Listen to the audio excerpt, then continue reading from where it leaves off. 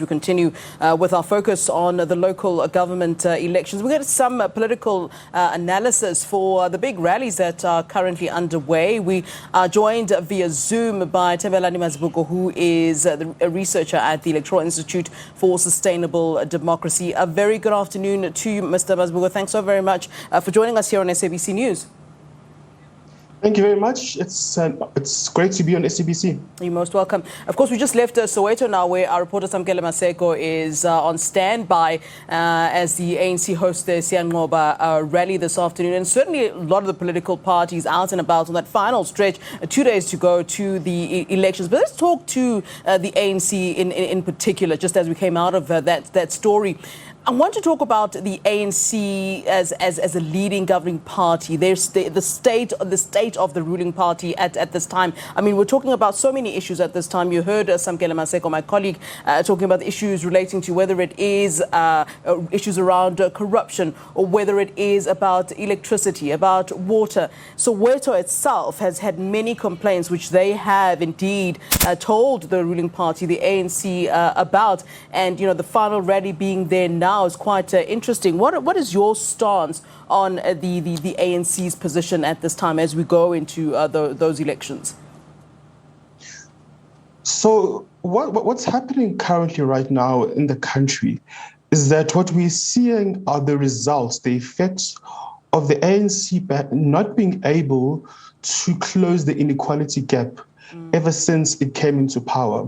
What has in fact happened in South Africa is that the rich have gotten richer, and as a result, we have a very skewed distribution of power. In South Africa, there are some people who enjoy very good services.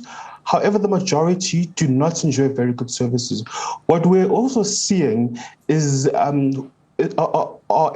phenomena such as urbanization. You are speaking of Alex. Alex really has grown because of the issue of urbanization, coming to cities like Johannesburg, eThekwini, City of Johannesburg, City of Cape Town, looking for better opportunities.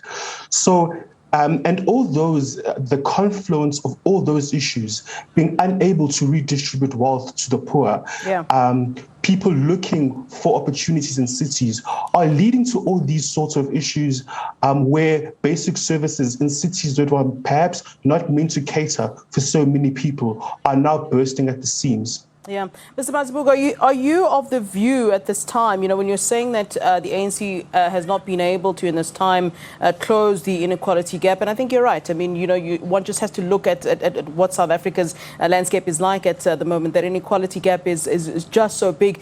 The ANC still, you know, does get, you know, a lot of support. I mean, just looking at the rally, people coming in, Soweto residents coming into support to show their support for the ANC. But are you of the view that there are people who are starting to believe that perhaps the ANC was great and everybody could be loyal to the ANC during the time that it was seen as a liberation movement, that party that liberated the majority black citizens, and maybe not the party to deliver when it comes to basic services? Do you think that people are looking outward and going, well, you know what, the party did liberate us, but perhaps when it comes to basic services, this is not the party that's going to deliver that. They delivered the liberation, and maybe that's where it ends. Yes, so definitely there is an appetite for newer political parties because the ANC has been unable to close the wealth gap.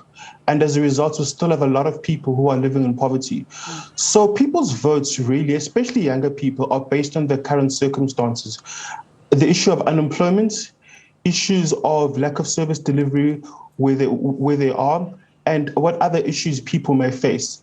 And at the same time, you have opposition parties, some newer parties, many of them well-funded, which really are seeking to gain, to capitalize on this disenchantment, on this dissatisfaction. So definitely, compared to 10 years ago, there is an increased appetite for newer political parties.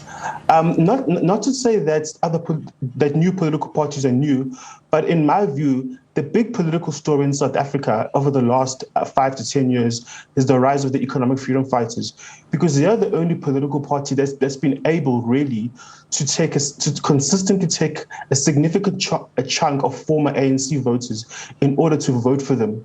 So yes, there's definitely a hunger for new political parties because they have been in power for 25 years, and many people, unfortunately, are still living in poverty as well, and in poverty, and are unable to break into the middle class because the economy is shut out from them.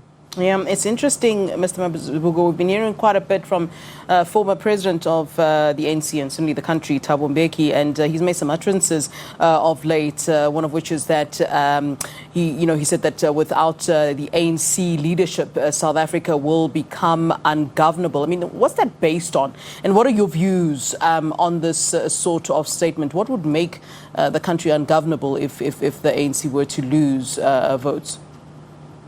So a lot of it is what you alluded to earlier on, that the ANC is the party of liberation and liberated people, and has been governing since the end of the National Party, and a lot of it is campaign speak. Leaders of political parties do say all sorts of things when it comes to campaigning. So a lot of it is campaigning, and a lot of it is the fact that historically the ANC has always seen itself as a leader of society. So those kinds of utterances come from from that perspective. Also, when Thabo Mbeki was the leader of the ANC, that's when the ANC was at its high watermark. At one stage, gaining 69% in national elections, also doing very well, especially in 2006 local elections. Perhaps on a more political theory sense, uh, if the ANC, for example, was to dip below 50%, what you'd have inevitably is a left-wing and right-wing coalition, because of how the demographics of this country are. Yeah. That would definitely include the Economic Freedom Fighters, which likes to position itself as a so-called revolutionary party, as well as a right-wing democratic alliance. And perhaps on a political theory sense, that makes for a very unstable set of coalition, because you've got two different political parties, actually more than two. There will be at least half a dozen, but they'll be the two main players with very different political ideologies. And we've already seen in the 2016, in the aftermath of the 2016 elections, these two political parties were unable to work together. And the stakes are considerably higher, perhaps at national level. So I think that's what Thabo Mbeki was referring to, this idea of that the ANC is the center, let the center hold, and you can't have two different political parties from different political perspectives running measures. Yeah, every election year we always hear talk of how things will be different, about how the ANC will be humbled, and I'm interested to know how what you think will happen next week when it's time now to discuss those results. I mean, certainly we'll hear from other political parties that this particular election year the ruling party will be humbled.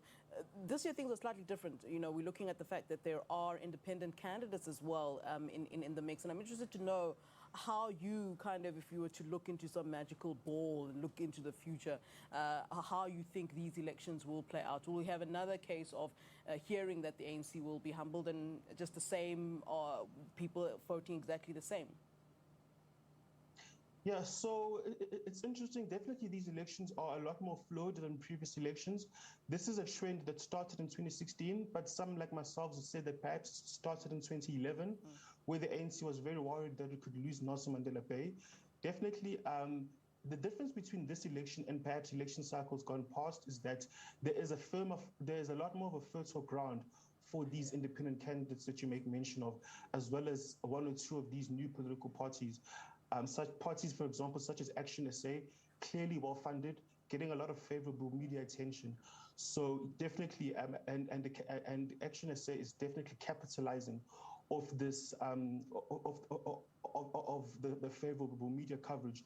Also, the issues of independence, as you say, people such as Muse Maimane, another very well-funded organization, really throwing the issue of independence.